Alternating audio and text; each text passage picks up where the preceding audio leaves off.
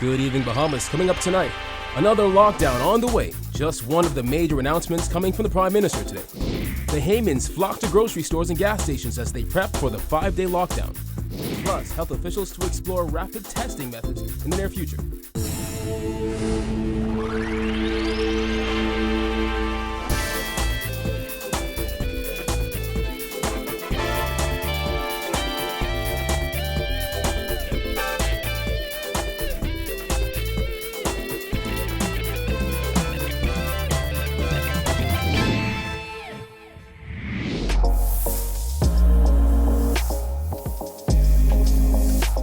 Our news is brought to you by Alive. Welcome to Our News and thank you for joining us. I'm Kyle Joaquin. The Ministry of Health has confirmed 4 new cases of coronavirus, bringing the total number of cases to 33. The new cases include a 54-year-old woman, a 50-year-old man, a 62-year-old woman, and a 65-year-old woman. Health officials say the new cases are all residents of New Providence and none of them have a history of recent travel. There are now 27 confirmed cases on New Providence, 5 cases on Grand Bahama, and 1 case from Bimini. According to the latest COVID-19 dashboard, there are 5 recovered cases and 339 people in quarantine. Well, the country will shut down over the Easter holiday. Prime Minister Dr. Hubert Minnis announced a 5-day lockdown as part of wider shutdown measures, which include a complete shutdown every weekend in April. Jasmine Brown reports. The Prime Minister gave a detailed breakdown of the stricter lockdown policies, as he says they may be painful now, but the goal is to keep those COVID-19 super spreaders off the streets. That due to the fact that there are asymptomatic carriers of the virus, and based upon medical advice, the competent authority may impose further, sometimes longer lockdown periods over the coming weeks. One of the biggest changes announced by Dr. Minnis was a 5-day lockdown that begins on Wednesday at 9 p.m. and ends the following Tuesday at 5 a.m. He also announced a complete shutdown every weekend in April. Minnis said the weekend lockdowns will start on Fridays at 9 p.m. and end on Mondays at 5 a.m. He explained that during the shutdown, all services are prohibited except for certain exemptions, including all hospitals in the Bahamas, the Royal Bahamas Police Force, the Royal Bahamas Defense Force, the media, security services, hotels with guests, emergency units of core publicly and privately owned public utilities, namely electricity, water, and telecommunications. He said health officials believe these measures are absolutely vital as there are asymptomatic carriers in the Bahamas. Super spreader may be asymptomatic, but a super spreader may be in contact with many areas and has the potential to infect thousands of individuals. And it's essential that we lock down so that we search aggressively for the super spreaders. So yes, we may experience 5 days of pain, but a lifetime of resolution. As for what is allowed during the lockdown periods, the Prime Minister insisted people should not leave their homes unless they are going out to buy an essential item or if they have been designated an essential worker. The PM also reiterated the importance of implementing a food shopping schedule that he says is designed to cut down on exposure, physical interactions, and provide residents with enough opportunity to get the essential items that they need. Minnis admitted that the measures are painful, but insisted they are critical to curb the spread of the virus, given the devastating impact it has had on the country. As grave and as painful and as difficult as this crisis may be, we must and we will survive, Mr. Speaker. We must dedicate our fight to building a new country, to those whose lives will be lost, and to those who help to protect us. Minnis says in order for their attempts at flattening the curve to work, everyone needs to comply as their lives are now in their own hands. Reporting for Our News, I'm Jasmine Brown. Well, following the Prime Minister's announcement, it was a mad dash to food stores, gas stations, and even propane stations today. For me, if you always ready, you don't have to get ready. No beach, no church, and depending on your access, no hot cross buns. Easter weekend for us all will be very different this go-around as the country goes into another lockdown from Wednesday night to Tuesday morning. Residents like Shavaz Thomas feel this should have happened a long time ago. Even before the first case was announced, do a 24-hour lockdown, and then as the time progresses, then you limit the curfew time. It's tough, but it's a tough pill to swallow, but you have to do what's necessary. Some, like Roger Lloyd, a barber and father of two, has been without business since a curfew was imposed. And while he feels the upcoming lockdown is a good thing, there is a concern about whether 3 days is enough time for everyone. I get some gas, gas important, food, extra food items, Just feel sorry for the people who can't afford to get gas and whatever essentials they need for the lockdown. Yeah, well, just like whatever happened, we'll deal with it, so. Right. Okay? But you think it's a good thing? That's a good thing, just like to save life. Right. You understand? After that, if you don't save life, if you don't protect yourself, everybody can be sick. Well, saying that we just come off the first one. So I think that first one is going to prepare us for any more that is to come. We met Virginia Green rushing into Solomon's. She lives at home with one child and 2 other adults and said while she understands the notice may seem short for some before a 5-day lockdown, she thinks the Prime Minister gave the public enough time. The last time we only had a couple hours and it was a mad rush. So we got 3 days now? I think so. A full lockdown of services also means no fast food. Over at Island Gases, the cars were backed up as people sought to fill their propane tanks ahead of a full weekend of cooking. Well, we're trying our best to make sure that we get as many people served as possible. It is a bit of a challenge because, everyone needs gas to cook. So we have a lot of people coming in, a lot of people making orders, and we urge everyone who may be in need of getting gas to give us a call as soon as possible. Well, the Ministry of Health is exploring the introduction of rapid testing, according to Health Minister Dr. Dwayne Sands, who says the first step in the process will require in-country validation of the rapid tests. Bertha McDermott reports. We are in a fight, Mr. Speaker, to save lives and to flatten the curve. As the country continues to grapple with the horror of the COVID-19 pandemic, health officials are looking to introduce rapid testing, which provides results in hours instead of days. Health Minister Dr. Dwayne Sands did not provide a timeline as to when this would be introduced. However, he revealed that there are more than 10,000 rapid test kits in the country. The first step in the process requires in-country validation of these rapid serological tests. That process is ongoing, and once it is complete, wider screening for COVID-19 at the community level will commence. Sands also provided a breakdown as to confirmed COVID-19 cases, which he said will help to inform sound public health decisions and guide policies for citizens and the relaxation of current restrictions. The breakdown revealed that the case fatality rate is 17.2%, 52% of the confirmed cases are between the ages of 40 and 59, the male-to-female ratio is 1-to-1, and there was only 1 imported case and 3 import-related cases. I've said previously that there is confirmed community spread of this virus. We know that the way we socialize culturally has fostered this spread, and we have not yet reached the peak of the outbreak in the Bahamas. The health minister also revealed that there has been an increase in system capacity for the COVID-19 response. He said the modular unit at Princess Margaret Hospital is now complete. Additionally, infrastructure improvements are in the final stages at the South Beach Health Center. In New Providence, we now have at PMH 4 negative pressure rooms in our modular facility and 7 rooms in GPC for isolation and assessment. At Doctors Hospital East, we have 16 rooms. Doctors Hospital West, we have 18 rooms. South Beach Health Center, we have 10 rooms and an open floor plan with negative pressure for up to 24 more patients. As for the Family Islands, Sands says healthcare facilities on those major inhabited are equipped to provide basic healthcare services to residents and visitors. Additionally, services for the assessment and stabilization of patients prior to air evacuation has been incorporated at advanced levels of care. And I can advise that we have confirmed 3 transport isolation pods in country for the air evacuation of suspected COVID-19 cases. Reporting for Our News, I'm Berthany McDermott.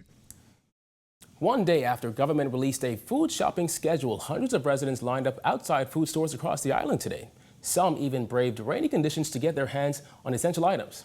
Georgia Bain has more.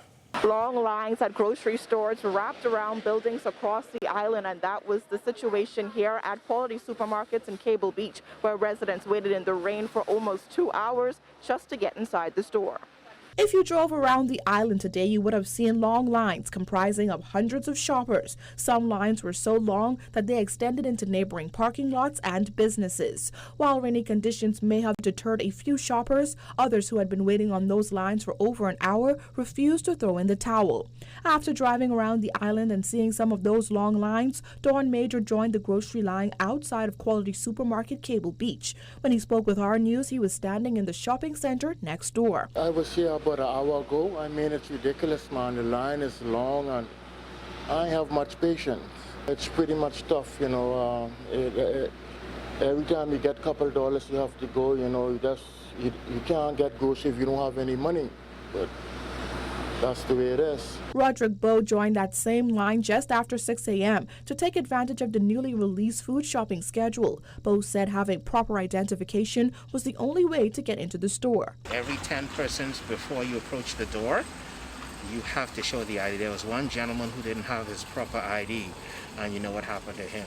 Senior citizens and persons with disabilities may shop on Tuesday from 6 a.m. to 12 p.m. or on the day assigned to their surname. However, 57-year-old Arnold Bullard said that wait is not suitable for senior citizens. The senior citizens can't stand on these lines long. I think Rupert Roberts should actually provide some chairs, because I'm here at 56 and my back aching from being on this line all this time. Security guards informed those waiting in line that if they were still on the line at 12, then they would have to come back on their secondary appointed day. This did not sit well with many nearing the store's entrance.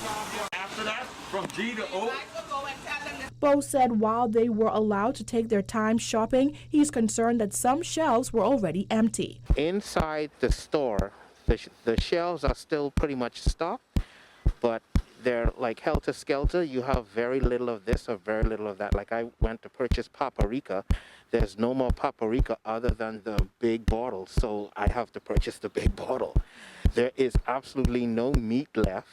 You have to go into the butcher to find out if that's available, because there's nothing. They cannot stock the shelves fast enough. Jodelle Cox was also concerned that despite waiting in lines for hours, she was still forced to walk away without some essential products. Not bad, but I mean, when I got to the meat section, nothing was there. No milk, just a few eggs. Like things were scarce there. I thought it had been fully stocked. Reporting for Our News, I'm Georgia Bain. Online classes offered by the Ministry of Education recording poor attendance levels, according to Education Minister Jeffrey Lloyd. Jared Higgs reports. Charlena Smith is a single mother of 3 children. 2 of her sons attend public schools in New Providence, and she admits that she hasn't registered them for the Ministry of Education's online classes. I hear some of my friends are trying to me, but to me, I have no phone, my phone got low. Smith works as a housekeeper and lost her job. Now on hard times, she says she doesn't have internet readily available. They're lazy. It's hard to be being home. The woman, who says she will ask friends and neighbors how to log into the system, says she was able to get some help for her 10-year-old son, but not her 13-year-old. The teacher bring my little boy work home all the day, job off. My father bring he work home, but he ain't get the older one into the school, he ain't get any work yet. The Ministry of Education's virtual learning platform has registered 26,000 students, the majority of them from public schools. However, Minister of Education Jeffrey Lloyd says key grade levels are underrepresented. The lowest number would be in grades 1, 2, and regrettably, grade 12. Besides some students, like Smith's children, not being registered, Lloyd says the live classes being offered are also poorly attended. He says despite 1,715 12th grade students being registered, only 233 have access to live classes, the poorest attendance of any grade level. He says another key age level is also behind the ball.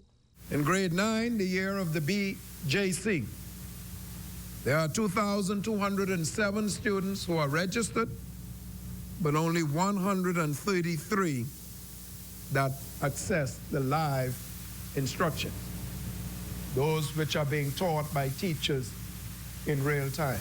Not every school is using the government's online system. Charmaine Smith says her 12th grade daughter is preparing for BGCSEs at Jordan Prince Williams High School, and they're using different online resources than what the ministry is offering. Basically like 4 to 5 hours per day. She's online doing the online classes. Reporting for Our News, I'm Jared Higgs. All right, thanks, Jared. Still to come, a lupus patient not taking any chances. Stay tuned.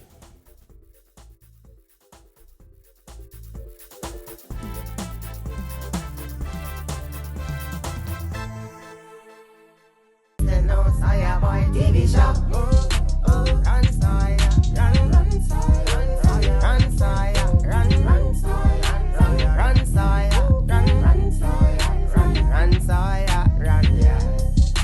Run, Sawyer, let's move it up. You gonna be late for the show.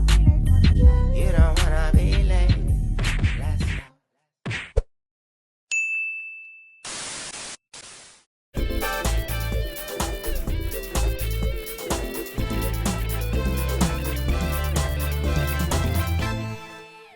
The weekend shutdown impacted several funerals that were scheduled to take place, leaving families unable to bury their loved ones. Prime Minister Hubert Minnis called the postponements one of the most unfortunate results of the emergency orders.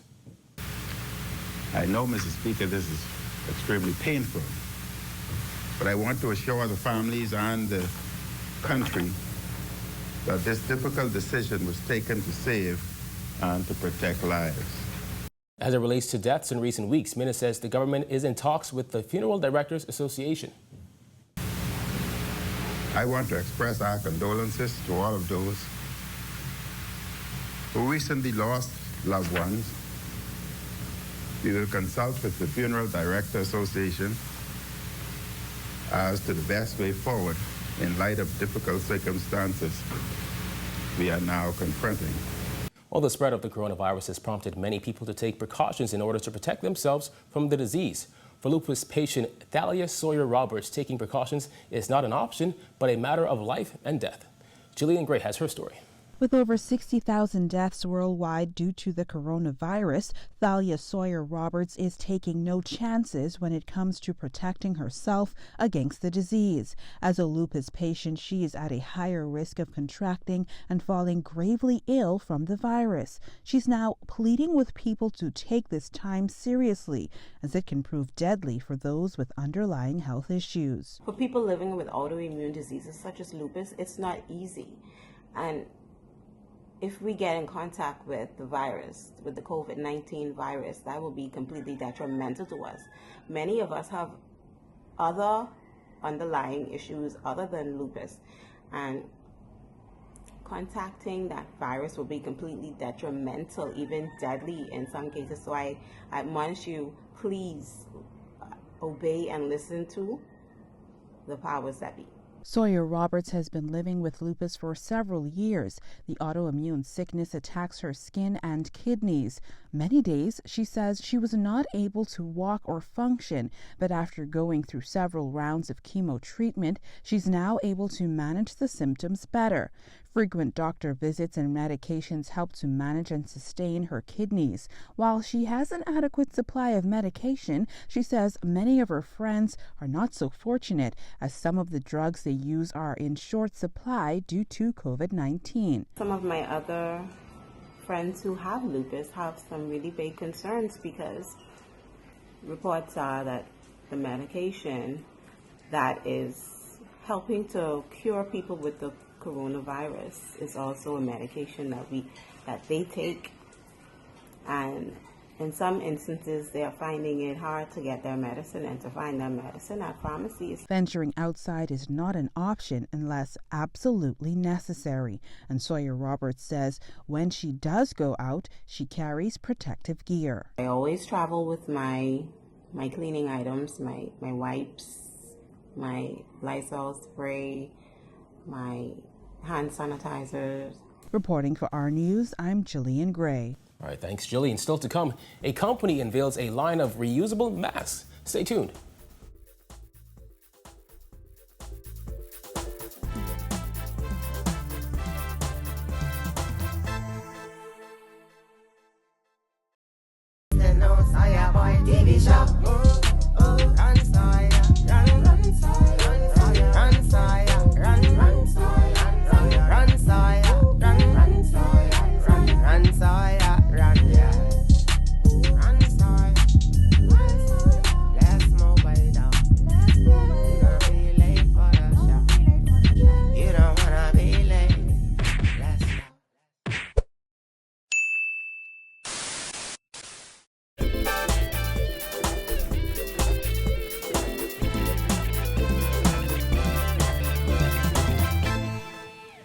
watching Our News. Welcome back.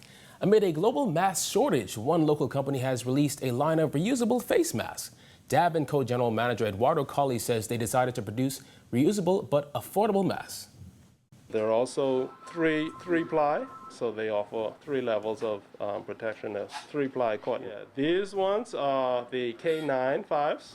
These are medical masks, respirators. They give you a full cuff around the face. You guys have these on sale as well? These ones were more popular, so they sold out very quickly. And Colley says each reusable mask has a phrase on it. We have this. This says safety. This is a safety reusable mask. We have one that says protected, because that's what we need to do right now. We actually need to protect ourselves. This says survivor. And then we also have one of the more popular ones. This says strong, because as a nation right now, we have to be very strong and stand together. All right, still to come, how a local gym is faring during this crisis. Stay tuned.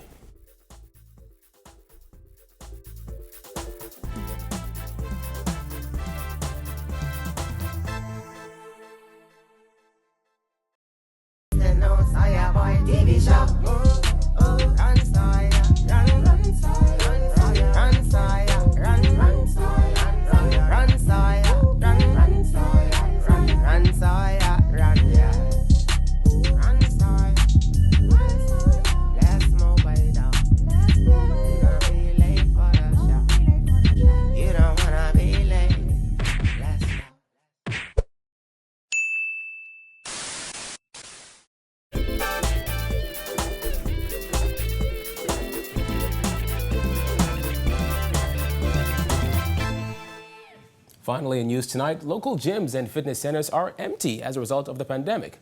One owner describes how his business is coping. Marcellus Hall has that. So at the end of our story on Friday, talking about staying active at home, it brought to mind that a lot of gyms around town suddenly find themselves without customers inside their establishments. That being said, we reached out to one of the local gym owners around town, Mr. Jimmy Mackey of MacFit 360, who suddenly finds himself having to make a huge adjustment. Here are his thoughts on what gyms and trainers now have to do. You know, we got most people who want to go to the gym and lift weights, but at the end of the day, you know, it's all about the health and the fitness and the lifestyle of being a healthy human being. So we've created Zoom sessions for all of our clients at MacFit or anybody who wants to join in, and it's free. So we're not charging anybody because, again, at the end of the day, you know, when this is all said and done, you know, it's going to be a little while and it's going to take some time before people can now really get back into the swing of things. Yeah. So for somebody that really wants to get in on those Zoom sessions, how do they go about doing it? So what they can do is actually go over to our MacFit 360 IG page, Instagram page, MacFit 360, and we'll post a whole schedule. All of our trainers at MacFit is actually going to give back by doing classes, free classes, different classes every day throughout the week. I think from Monday to Thursday, I'll be doing a few classes myself. And then we'll post the pin and the code number to get into those classes, and it's free. It's absolutely free for anybody who wants to join. How do you see this whole thing playing out? I guess once the all clear comes and everybody's able to get back to a sense of normalcy, how do you feel? Do you feel people will be leery maybe of going into closed spaces like a gym, or do you think people will just get right back into the flow of things? I think it's going to take some time. It's going to take some time. People have to build the confidence back, and you know, myself personally as a gym owner and, you know, dealing with not just that side, I have employees as well who are out right now. So, you know, we're trying to figure out ways to kind of help them, you know, with, you know, the unemployment rate going sky high right now. So that in itself is kind of like a big thing. But for us right now, it's just making sure our environment stay clean. Once we get the okay of everything opening back up, cleaning our environment, making sure people taking the right steps to, you know, sanitize and clean the equipment after, before and after. And, you know, those simple things, you know, we're probably going to be more security guards on that, making sure it's getting done. But that's the best we can do right now. All right, so there you have it. Of course, gym owners having to make the adjustment just like everybody else. We'll have so much more as this week continues. Meanwhile, I'm Marcellus Hall for our news. The weather is next.